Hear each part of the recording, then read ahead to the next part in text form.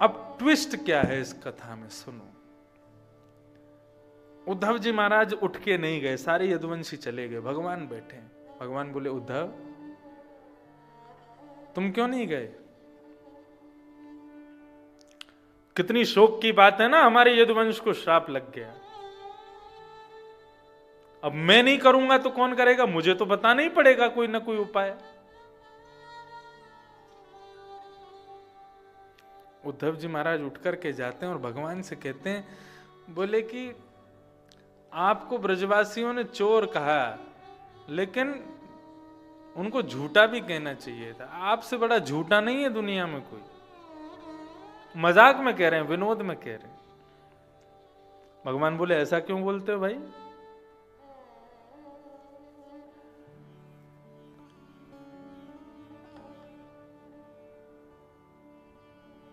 पत्थर की नारी, उसको श्राप लगा वो पत्थर बन जाए। केवल आपकी चरण के रज के कण उस पर पड़ गए, तुरंत सुंदरी बनकर के प्रकट हो गई। जो क्षमता आपके चरण की रज के कण में है, वो क्षमता इतनी है कि किसी के श्राप को वो दूर कर सकती है। और यहां पे आप पूरी रामायण बांच रहे थे 1 घंटे से, वहां जाएंगे सौराष्ट्र में, ये करेंगे वो करेंगे वो करेंगे, उससे हमारा श्राप दूर होगा। आप यदि भ्रगुटी टेढ़ी कर दो ना तो सबके श्राप दूर हो जाएं, और यहां पे आप इतनी बड़ी बड़ी कथाएं सुना रहे हो। और रही बात, तो मुझसे ज्यादा कोई नहीं जानता, ये जितने भी श्राप हैं, जितने भी सूतक पातक, ये सब कुछ हैं, ये सब ब्रह्मा की बनाई हुई स्थानों पर लगते हैं, लेकिन द्वारिका को विश्वकर्मा ने बनाया, यहां पे कोई श्राप नहीं लगता किसी को। भगवान तुरंत गए, उद्धव का मुंह बंद कर बोले, चुप, बोल मत। ये गूढ़ रहस्य तुझको कैसे पता? ये तुमको कहां से पता चला कि यहां द्वारिका में श्राप नहीं लगता किसी को? तब यहां कहते हैं, श्री शुकाचार्य जी वर्णन कर रहे हैं उद्धव की मनस्थिति का, नित्यम कृष्ण मनुव्रतम। वो नित्य कृष्ण को देखते रहते हैं, देखने मात्र से उनके हृदय की भावना उनको पता है। उद्धव जी जानते हैं, बोले श्राप लगा नहीं है यदुवंशियों को, आप समुद्र पार करके सौराष्ट्र में ले जाओगे, वहां जैसे ही ये लोग उतरेंगे नाव से, वो ब्रह्मा की बनाई हुई भूमि है, वहां उतरते ही इनको श्राप लग जाएगा। मैं सब जानता हूं। आप इनको श्राप लगवाने ले जा रहे हो, श्राप दूर करवाने नहीं ले जा रहे हो। इसके पीछे भी कारण है कि द्वारिका में श्राप सूतक पातक क्यों नहीं लगते। द्वारिका छोटी मोटी नहीं है। द्वारिका जो समुद्र में डूबी थी, उसका क्षेत्रफल बहुत बड़ा था। श्रीमद् भागवत में द्वारिका कितनी बड़ी है उसका कैसे पता बताया गया? बोले द्वारिका में यदुवंशियों के जो बच्चे स्कूलों में पढ़ते हैं, एक कक्षा में 50 बच्चे पढ़ते हैं, उन 50 बच्चों को एक अध्यापक पढ़ाता है। ऐसे द्वारिका में 50 करोड़ अध्यापक हैं, तो सोचो बालक कितने होंगे। यदुवंश छोटा नहीं था, बहुत बृहद था, विशाल था। द्वारिका में नित्य ही कोई ना कोई शोक मनता रहता था। अच्छा, एक ही खानदान होता है ना, तो कई बार क्या होता है, जैसे कि हमारे दादा के सबसे छोटे भाई, उनके घर में भी कोई यदि सूतक पातक होता तो हमको भी करना पड़ता है ना, क्योंकि दादा का परिवार तो एक ही था। आज भगवान रुक्मणी जी को कहते हैं आज कोई बढ़िया पकवान बना, बोले आज पकवान नहीं बनेगा। बोले क्यों नहीं बनेगा? बोले हमारे यदुवंश में वो वाले भैया है ना, उनके घर में कोई माता जी पधार गई। भगवान बोले रोज हमारे घर में कोई ना कोई, कभी किसी के बालक हो जाता है तो सूतक वो हो जाते हैं सोबर, कभी कोई वृद्ध माता जी पधार जाते सूतक हो जाते हैं, कोई उत्सव मन ही नहीं पाता। रुक्मणी जी बोली मेरी क्या गलती, आपका यदुवंश है इतना बड़ा। तो भगवान ने फिर ये नियम बना दिया, बोले ब्रह्मा जी, ये सूतक पातक श्राप महामारी आदि आदि जो ये आपने अपने बनाई हुए स्थानों के लिए जितने भी दोष बनाए हैं ये आपके स्थान पर रहेंगे। ये भूमि विश्वकर्मा ने बनाई है, यहां पर कोई प्रवेश ना करे। तो द्वारिका में बालक का जन्म हो चाहे किसी का मृत्यु हो, वहां सूतक पातक नहीं होते थे। अब होते हैं। अब वाली तो ब्रह्मा की है। पहले जो द्वारिका थी, जो विश्वकर्मा ने बनाई थी, वहां नहीं था ये नियम। तो जहां पर कोई दोष नहीं है तो वहां पर श्राप कैसे आ सकता है? यदुवंशियों को श्राप लगा ही नहीं। भगवान ने जबरदस्ती श्राप उनको लगवाया सौराष्ट्र ले जाके। और एक बात बताएं, सबको श्राप लगा, केवल उद्धव को नहीं लगा, क्योंकि भगवान उद्धव को लेके ही नहीं गए। भगवान उद्धव से कहने लगे, उद्धव मैं सबको लेकर के जाऊंगा लेकिन तुम यहीं रहोगे। उद्धव कहने लगे, बोले प्रभु इस प्रकार मेरे साथ आप क्यों कर रहे हैं? मैं आपके बगैर एक क्षण भी नहीं जी सकता। एक क्षण भी आपके बगैर रहना मेरे लिए दुष्कर है, और आप ऐसे में मुझे कह रहे हैं कि तू यहीं पर रहे। मैं एक क्षण भी आपके चरण कमलों के बिना नहीं रह सकता कन्हैया। जिएंगे तो आपके साथ, मरेंगे तो आपके साथ, आपके बगैर एक क्षण भी नहीं रहेंगे। श्री उद्धव जी महाराज भगवान के सामने बैठे हैं और भगवान से कहते हैं, प्रभु मैं जानता हूं आपके हृदय में क्या चल रहा है। भगवान कृपा कर दें तो महाराज पापी से पापी को भी पंगुं लंघयते गिरिम यत कृपा तमहम वंदे परमानंद माधवम मूकम करोति वाचालम। वे चाहें तो गूंगे को बोलवा दें।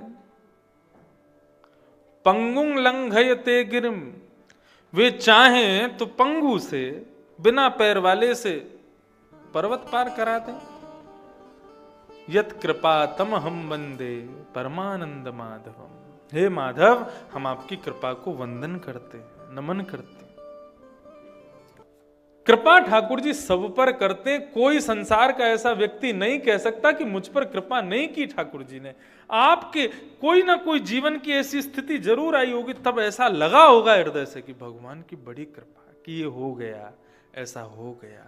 कृपा करते हैं ठाकुर जी। श्री उद्धव जी महाराज निरंतर भगवान के साथ रहते हैं। मैं आपके बगैर एक क्षण भी नहीं रहूंगा। यदि आप स्वधाम को भी प्रस्थान करेंगे तो मैं आपके साथ चलूंगा। भगवान बोले, उद्धव नहीं, ये सारा यदुकुल मेरे साथ जाएगा लेकिन तुम नहीं जाओगे। क्यों? जैसा कि भगवान पहले कह रहे थे ब्रह्मा जी से कि मुझे चिंता है मेरे बाद मानवों का कल्याण कैसे होगा। आज उसी चिंता का मतलब मानो जैसे भगवान उत्तराधिकारी बना रहे हैं किसको? उद्धव को। बोले, उद्धव सबको श्राप लगेगा, तुझको नहीं लगेगा। क्यों? मेरी भक्ति के पथ का उत्तराधिकारी तू है। मैं चला जाऊंगा लेकिन मेरे बाद मेरे भक्त सुखद रूप से इस भक्ति पथ पर चल सकें, भागवत धर्म पर चल सकें, उसका दायित्व मैं तुमको देकर के जाऊंगा। भक्ति का प्रचार करना है तुमको, इसलिए तुम नहीं जाओगे, तुम यहीं रहोगे। उद्धव ने कहा, मेरे लिए कोई आदेश? भगवान कहते हैं, हां, मैं तुमको कुछ बातें बताना चाहता हूं। क्या क्या करना है तुमको? बोले, त्वम तु सर्वम परित्यज्य, सब छोड़ दो। जिससे भी तुम्हारा स्नेह है, जिससे भी तुम्हारा संबंध है, जिससे भी तुम्हारा प्रेम है, सब तज, सबको छोड़ो। और सब छोड़ करके क्या करो? अपना कहने की बात यहां पर भगवान कह रहे हैं, जिसमें भी आसक्ति है इन सबको छोड़ दो अब तुम, और केवल मेरा मन से चिंतन करते हुए अब तुम भजन के मार्ग में लग जाओ। उद्धव जी महाराज कह रहे हैं, त्यागोयम दुष्करो भूमन। प्रभु, त्याग बहुत दुष्कर है, त्याग बहुत कठिन है, मैं नहीं कर पाऊंगा। भगवान मुस्कुराने लगे। मुस्कुरा करके भगवान कहने लगे,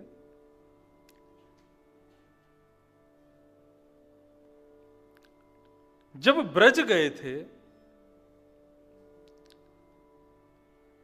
तो ब्रज में जाकर के गोपियों को, नंदरानी यशोदा को तुम ही कह रहे थे कन्हैया को भूल जाओ, वो कोई साधारण नहीं है, अरे वो तो भगवान है, वो केवल तुम्हारे नहीं है, वो सबके हैं, वो हाथ नहीं है, वो मुख नहीं है, वो नेत्र नहीं है, वो कान नहीं है, वो पैर नहीं है। इतनी बड़ी बड़ी ज्ञान की चर्चाएं उन गोपियों को सुना करके आए, उन माता यशोदा को सुना करके तुम आए, और आज यहां पर कह रहे हो त्यागो त्यागो दुष्करो भूमन, त्याग तुम्हारे लिए दुष्कर हो गया। चलो तुम्हें पता तो चला त्याग करना दुष्कर होता है, नहीं तो गोपियों को, नंदरानी यशोदा को, आदि ब्रजवासियों को बताने में तुमको कोई लज्जा नहीं हो रही थी, तुमको कोई कष्ट नहीं हो रहा था, तुमको लग रहा था त्याग करना ही तो है, ऐसे कर दोगे। आज तुम करो, सबको छोड़ो। उद्धव ने चरण पकड़ लिए, बोले प्रभु मेरे से त्याग नहीं हो पाएगा। कोई काम दुनिया में मुश्किल नहीं है जो करते रहोगे यतन धीरे धीरे। कोशिश तो करो। हम कोशिश करने से पहले हार मान जाते हैं, इसलिए उस क्रिया में क्रियान्वित नहीं हो पाते। अर्जुन ने भगवान को आज्ञा की, सेनयोर भयोर मध्येर तम स्थापयमेच्युत, मेरे रथ को ले जाकर के उभय सेना के बीच में खड़ा कर दीजिए, मैं देखना चाहता हूं किसको मारना है। भगवान बोले ठीक है। जैसे ही रथ को बीच में लेकर के गए, भगवान बोले इनको मारना है। अर्जुन ने जैसे ही देखा, कौन? भाई, बंधु, गुरुजन, भीष्म पितामह, द्रोणाचार्य, द्रोणाचार्य, कृपाचार्य, इन सबको जब देखा, धनुष बाण नीचे रख दिए। अर्जुन बोला मैं युद्ध नहीं कर पाऊंगा, ये मेरे अपने हैं, मैं इनको कैसे मारूं? हम पांडव राज्य गद्दी के लिए लड़ रहे हैं, लेकिन जब यही लोग नहीं होंगे तो राज्य गद्दी पर बैठने का क्या फायदा? अपना परिवार ही नष्ट हो चुका होगा तो फिर राज्य गद्दी पर बैठ करके हम किस बात की खुशी मनाएंगे? नहीं मारूंगा इनको। भगवान कहते हैं इस प्रकार से तुम ये इस प्रकार से, वो शब्द ऐसा कहा कि वो एक मित्र ही कह सकता है दूसरे मित्र को। इन नपुंसकों की भांति बात मत करो यहां खड़े होकर के। युद्ध होने को है, सारी सेना इकट्ठी हो गई है, और अब तुम कह रहे हो कि मैं युद्ध नहीं करूंगा। तब भगवान गीता सुनाते हैं, गीता का ज्ञान देना शुरू करते हैं। और उस गीता में भी साधिमाम त्वाम प्रपन्नः, जब प्रपन्नता से अर्जुन जब शरणागत हो जाता है भगवान का, तो पहली बात भगवान जो अर्जुन को कहते हैं, क्या कहते हैं? असोच्यानन्वसोचस्त्वम्। भगवान कहते हैं तुम चिंतातुर क्यों हो रहे हो? क्योंकि तुम नहीं सोचने वाली बात का चिंतन कर रहे हो। जिसको नहीं सोचना चाहिए, जो सोचने योग्य नहीं है, तुम उस बात को सोच रहे हो, इसलिए चिंता हो रही है तुमको, इसलिए दुखी हो रहे हो। गांधी जी अपने एक इंटरव्यू में कहते हैं कि जब कभी भी उनको बहुत टेंशन होती थी, बहुत चिंता होती थी, तो वो गीता खोलते थे। लेकिन विडंबना ऐसी थी, वो जब जब गीता खोलते थे तो एक ही पेज खुलता था उनके आगे, और उस पेज का पहला श्लोक यही होता था, क्या? असोच्यानन्वसोचस्त्वम्। हे अर्जुन, तुम नहीं सोचने वाली बात को सोच करके चिंतातुर हो रहे हो। वही बात आज यहां भगवान उद्धव को कह रहे हैं। उद्धव तू चिंता क्यों करता है? अरे मैं बैठा हूं तेरे पास में, तो फिर चिंता किस बात की करते हो? आओ बैठो, मैं तुम्हें बताता हूं। और यहां पर भगवान उद्धव को अपने सामने बैठाते हैं और सामने बैठा कर के श्री उद्धव जी महाराज अपने भगवान अपने पूर्वज यदु का स्मरण करते हैं और यदु का स्मरण करते हुए बताते हैं कि यदु महाराज एक बड़े अच्छे त्यागी महापुरुष से मिले, उनका नाम था दत्तात्रेय। दत्तात्रेय के पास जाकर के उन्होंने यही प्रश्न पूछा जो तुम मुझसे पूछ रहे हो, त्याग कैसे किया जाए। तो उस त्याग की भावना में दत्तात्रेय ने 24 गुरुओं के बारे में बताया। बंधु, ये 24 गुरु हैं। दत्तात्रेय इनका वर्णन कर रहे हैं। दत्तात्रेय को अजगर ऋषि कहकर के बुलाया गया कई जगह पर। क्या कहा गया? अजगर ऋषि। अजगर ऋषि क्यों कहा गया? बोले अजगर जो होता है ये सबसे ज्यादा आलसी नहीं कहेंगे उसको।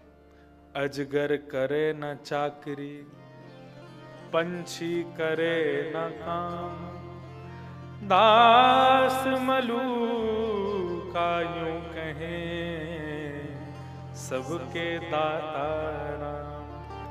लेकिन इसका भाव जो लोग ये सोच लेते हैं अजगर करे ना चाकरी, पंछी करे ना काम, इसका मतलब तान दुपट्टा सोते रहो, राम जी सबका ख्याल रखेंगे, ऐसा नहीं है। इसका तात्पर्य ये है इतना भजन करो, इतना भजन करो, इतना भजन करो कि एक समय ऐसा आ जाए कि भजन करते करते करते करते करते करते ये स्थिति आ जाए भजन करना ना पड़े, भजन अपने आप होवे। करने में और होने में अंतर होता है। जब किसी क्रिया को क्रियान्वित किया जाता है तो इसका मतलब वो क्रिया मेरे पास नहीं है इसलिए मैं कर रहा हूं, लेकिन कोई क्रिया अपने आप हो रही है इसका मतलब वो मेरे पास है। हम भजन किस लिए करते हैं? ताकि वो भजन एक दिन अपने आप होने लग जाए, उसको करना ना पड़े। मेरा सुमिरन हरि करें मैं पावा विश्राम, बराह पुराण में भगवान कहते हैं। व्यक्ति जब अंतिम क्षण में मेरा स्मरण करता है तब उसको मेरी प्राप्ति होती है। लेकिन यदि कोई व्यक्ति जीवन भर कथा सुने, मेरा खूब भजन करे, लेकिन अंतिम श्वास में मेरा स्मरण ना कर पावे, तो इसका मतलब वो मेरे को प्राप्त नहीं कर पाएगा, ऐसा नहीं। बोले फिर उसके अकॉर्डिंग देखा जाएगा कि उसने जीवन में कितना भजन किया। उसने यदि खूब भजन किया, खूब कथा सुनी है, खूब तीर्थ यात्रा की, खूब ब्राह्मणों का उपकार किया, खूब संतों को वंदन किया, ऐसा व्यक्ति यदि अंतिम समय में मेरा स्मरण ना कर पावे तो चिंता ना करे। ऐसे व्यक्ति के अंतिम क्षण में मैं उसका स्मरण कर लेता हूं, कल्याण तो होगा, कल्याण तो होगा। तो अजगर ऋषि हैं कौन? श्री दत्तात्रेय जी। और आपको पता है यदु महाराज को दत्तात्रेय से मिलाने में कौन सहायक बने? भगवान के भक्त श्री प्रहलाद। भगवान पूर्वजों की कथा सुना रहे हैं। हमारे पूर्वज थे यदु महाराज। वो यदु महाराज एक बार प्रहलाद जी के पास गए। प्रहलाद जी से जाकर के कहा कि मुझे अंदर थोड़ी असहजता अनुभव होती है, मुझे थोड़ा अज्ञान का अनुभव होता है, मुझे त्याग के बारे में विशेष रूप से जानकारी चाहिए। कुछ प्रश्न थे यदु महाराज के। उन प्रश्नों को जब प्रहलाद जी ने सुना तो प्रहलाद जी बोले आओ मैं आपको लेके चलता हूं। तो प्रहलाद जी महाराज श्री दत्तात्रेय को लेकर के श्री यदु महाराज को लेकर के दत्तात्रेय के पास गए। दत्तात्रेय कैसे थे? यदु महाराज ने जब उनका पहला दर्शन किया, वो पहला दर्शन बताया जाता है धूल में पड़े थे, ऊपर धूल डाली हुई थी, वस्त्रादियों का कोई अता पता नहीं है। कोई भोजन करता करता फेंक जाता है तो उसको खा लेते हैं। किसी भी प्रकार की कोई इच्छा हृदय में नहीं है। अगर हम लोग उनको देखते दत्तात्रेय को तो हमारा भाव कहता कोई पागल है, लेकिन वो पागल नहीं, इसको कहते हैं देहाभिमान की शून्यता। व्यक्ति देहाभिमान से शून्य हो जाए, जैसे कि मैं देहाभिमान से शून्य नहीं हूं। यदि देहाभिमान से शून्य होता तो बाल काट के नहीं बैठा होता, बढ़िया सुंदर कुर्ता उस पर बढ़िया ये पटका डाल के नहीं बैठा होता। मेरा देह अभिमानी है, इसलिए कपड़ा पहना है, शॉल रखी है, धोती पहनी है, तिलक लगाया है, सुंदर रूप धारण किया है। जब घर में किसी की मृत्यु होती है, हम केश क्यों कटवा लेते हैं? और केश भी दिल्ली बंबई में तो नहीं कटते, शहरों के लोग तो छोटे छोटे बाल देते हैं केवल। अरे पितरों को तुम्हारे बाल नहीं चाहिए। उसका एक भाव ये भी है कि हम अपने घर के एक सदस्य के जाने पर अपने देह के अभिमान का परित्याग कर रहे हैं। हमारा देह अभिमानी है, इसीलिए तो हम सुंदर बनते हैं रोज। इसको आंखों में काजल लगा के आंखों को सुंदर बनाते हैं, होठों पे लालिमा लगा के होठों को सुंदर बनाते हैं, कानों में कुंडल पहन के कानों को सुंदर बनाते हैं, बालों में क्या लगाते हैं?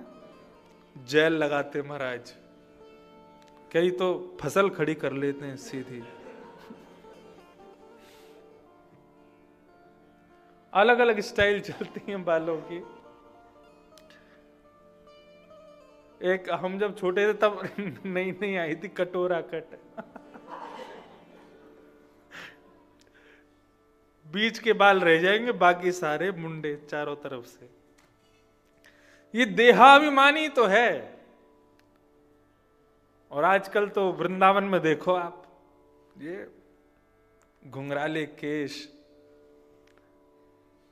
एक जगह तो मेरी कथा कैंसिल हो गई, बोले क्यों? बोले व्यास जी के लंबे बाल नहीं है। मैंने कहा भैया कैसे जाऊं, बिना बाल लंबे करो तब कथा होगी। ये देहाभिमानी तो है। आप कभी वृंदावन में टटिया स्थान के महात्माओं का दर्शन करना। टटिया स्थान के महात्मा पूरे माथे पे तिलक लगाएंगे, नाक पे लगा लेंगे, आंखों पे लगा लेंगे, गालों पे लगा लेंगे, पूरे मुंह पे चंदन पोत लेंगे महाराज। ऐसा लगेगा कोई हवा आ गया क्या। देखो हमारे तबला वाले भैया को देखो, ये टटिया स्थान से दीक्षित हैं, देखो क्या पूरा चेहरे पे चंदन लगा के रहेंगे। इसका मतलब देहाभिमान की शून्यता। इनका रूप अभिमानी नहीं है।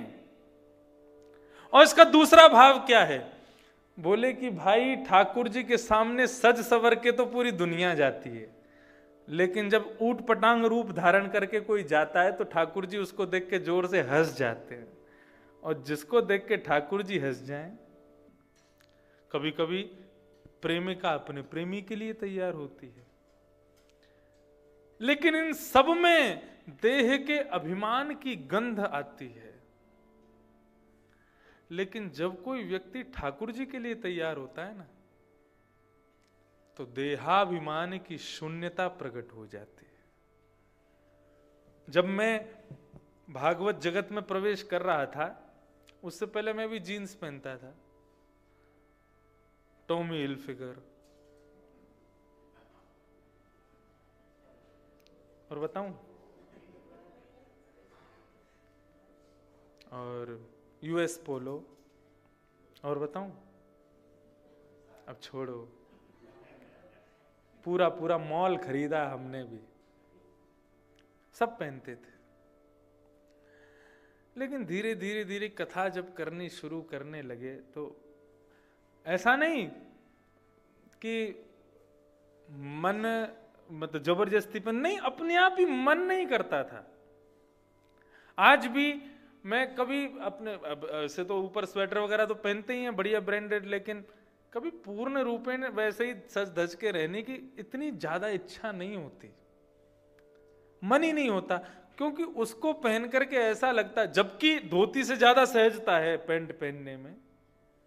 धोती पहनना तो महाराज बड़ा, यश भैया ने पहनी है आज, देखो ऐसे मैंने कि आज आप ही व्यास लग रहे हो। तो एक अलग ही थोड़ा थोड़ा मेहनत होती है। रोज धोती खोलो, फिर लांग बांध के पहनो, पीछे प्लेट बना के डालो, आगे प्लेट बना के लगाओ, फिर पूरे दिन संभालते रहो इसको। थोड़ी कठिनाई तो होती है। पेंट में क्या, सीधा उठाए डाले, पेड़ हुक लगाया, चल दो, रात में उतार दो, बस। कुछ करना तो होता ही नहीं। धोती में तो बहुत श्रम होता है, लेकिन फिर भी सहज लगने लगा है अब। क्यों? ऐसा लगता है कि अब एयरपोर्ट पे जब हम जाते हैं, कभी मेरे साथ सफर करना आप, तो एयरपोर्ट के लोग ऐसे देखते हैं, कोई एलियन जा रहा है घूमता हुआ, तिलक लगाए, चोटी लहरा रही है, बगलबंदी पहन के, धोती पहन के कोई घूम रहे हैं महात्मा जी। फ्लाइट में प्रवेश करो तो एयर होस्टेस सबको गुड मॉर्निंग बोलेगी, हमको देख के हाथ जोड़ती है, स्वागतम। एक पंडित जी मेरे साथ में, वो चप्पल नहीं पहनते और बिना चप्पल पहने हवाई जहाज में घुस गए। बम्बई हम लोग जा रहे थे। अब बम्बई एयरपोर्ट पे जैसे ही हम उतरे तो मेरी आदत है पूरा प्लेन खाली हो जाता तब मैं निकलता हूं। तो निकल रहे थे, तो मैं निकला तो नमस्कार किया उसने। अब जैसे वो पंडित जी आए तो उनके पैरों की ओर एयर होस्टेस की नजर गई। बोले सर आपकी चप्पल? बोले आपके हवाई जहाज में गुम गई है, कहीं मिल जाए तो बता देना। तो भैया ये जो हमारा भेष है, इस भेष से संसार रीझे चाहे ना रीझे, लेकिन ठाकुर जी जरूर रीझते हैं। बिहारी जी के दर्शन करने वाले दिल्ली के, बंबई के, पंजाब के, ना जाने कहां कहां से लोग आते हैं, सुंदर सुंदर ब्रांडेड कपड़े पहन के आते हैं, हजारों की टी शर्ट पहन के आते हैं। बिहारी जी यूं ही खड़े रहते हैं। लेकिन जब तू कोई धोती बगलबंदी पहन के आता है, तिलक आदि लगा के, चंदन से पूरा मुंह लेप करके जब कोई वैष्णव आता है ना, तो बिहारी जी के नेत्र भी देखते हैं, हाँ कोई मेरा आया है, मेरे जैसा कोई आया है, उसको देख के खुश हो जाते हैं। ये हमारे प्रियतम का प्रिय श्रृंगार है जो हम धारण करते हैं। इससे कोई संसार के लोग नहीं रीझेंगे, ठाकुर जी रीझते हैं, उनको सुख मिलता है। एक बात कहूं, मैं जीन्स पहन के कथा कहने बैठूंगा ना, मुझसे कथा होगी नहीं और आपके अंदर वो श्रद्धा जगेगी भी नहीं। बहुत बड़ा रोल निभाता है भेष। अजगर ऋषि कौन? श्री दत्तात्रेय देहाभिमान से शून्य हैं। उनको किसी ज्यादा सम्मान की आवश्यकता नहीं। आपको पता है अपमान बोध किसको होता है? मेरा अपमान हो गया ऐसा किसको लगता है? जिसको बहुत सम्मान की इच्छा होती है। जिसको सम्मान की इच्छा नहीं होती ना, उसका अपमान कर भी दोगे ना तो उसको पता ही नहीं चलता कि मेरा अपमान हो गया।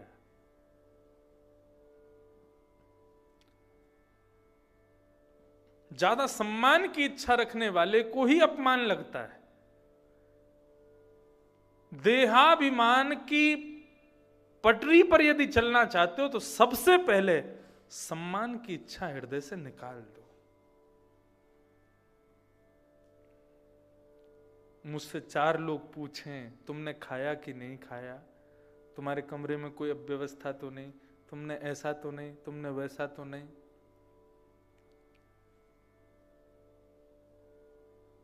ये देह का अभिमान है। ज्यादा सम्मान की इच्छा मत रखो तो अपमान लगेगा ही नहीं। और जिस दिन अपमान लगना बंद हो जाए ना उसी दिन से ही छल कपट काम क्रोध लोभ मोह ईर्ष्या द्वेष अभिनिवेश ये सब आते ही तब हैं जब हमको अपमान बोध होता है। ये सब अपने आप धीरे धीरे रास्ता साफ कर देंगे। तो श्री दत्तात्रेय जी महाराज के पास में यदु जी महाराज पहुंचे और यदु जी महाराज ने जाकर के प्रश्न किए। दत्तात्रेय ने 24 गुरुओं के बारे में बताया। कौन कौन से हैं?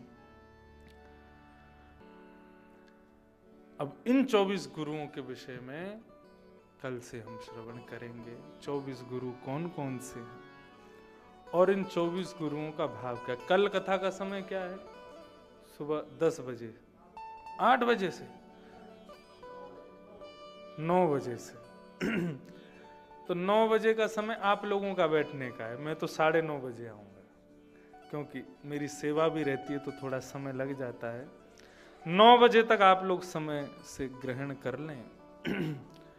और यदु महाराज बैठे हैं, दत्तात्रेय 24 गुरुओं का वर्णन कर रहे हैं और उद्धव